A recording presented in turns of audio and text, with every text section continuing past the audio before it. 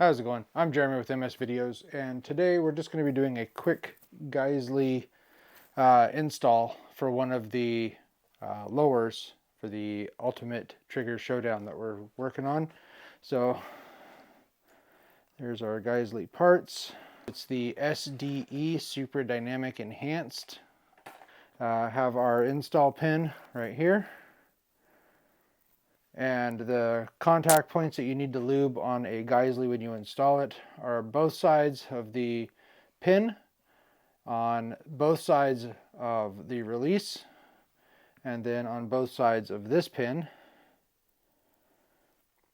and on the sear release, hammer release on both sides. So we just need to put a little lube on all those spots to keep it nice and good, and then when you service a Geissele, you just basically clean it and re-lube those parts. Pretty straightforward. We were putting a Geissele trigger, an SD-E, into one of the lowers for the Ultimate Trigger Showdown, and we found out that the Timney 49er does not work with a Geissele trigger. I was sitting there going, what the heck? I've done this 1,000 times. Why isn't this working? Threw it into another lower real quick just to test, and it worked fine. I put it with a bad 60 degree, and it worked great. So we're just going to run with that one, and this one being a Timney, we'll throw a Timney trigger in this one and see if that works. But for now, we're just going to jump in, and I'm going to show you how to install the Geissele into a lower receiver. Now, I did leave the slave pin in just because I already had it apart, and I just re-lubed it, so it should be good to go. With this one, you do not need to drop the safety out because it's a two-piece trigger. You simply put the bottom of the trigger through the hole that's milled in the bottom, and then just push the back of the trigger underneath the safety bar.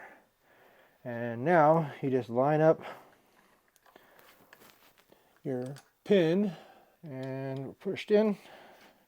We just tap our slave out. Does not take very much force. There's our slave.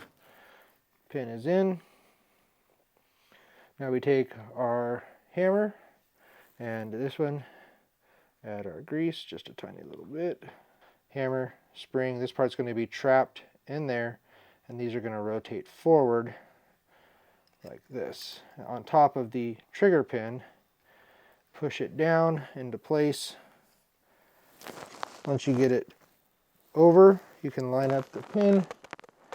You can go ahead and lock the trigger if you want. It will help hold the tension down. And now our pin is lined up. We can see all the way through, and insert our hammer pin.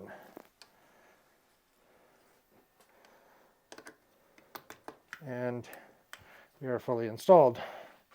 So I like to hold this up to take the risk of hitting anything with the hammer when I drop it, to protect the lower receiver. So we're going to test our safety. Safety works. Take it off. Hammer falls. Now I hit it against the bolt catch so that it doesn't damage the lower receiver. Pull it back. It resets. Safety on. Locks up. Safety off.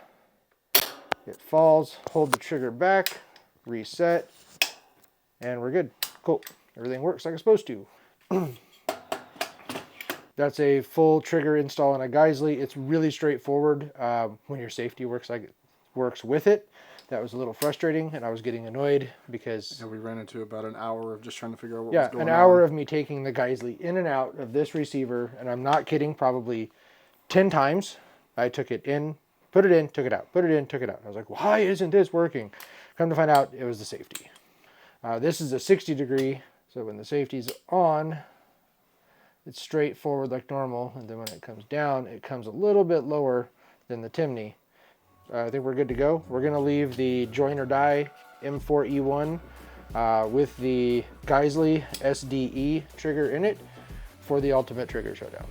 And that one is done. MS Videos, we out.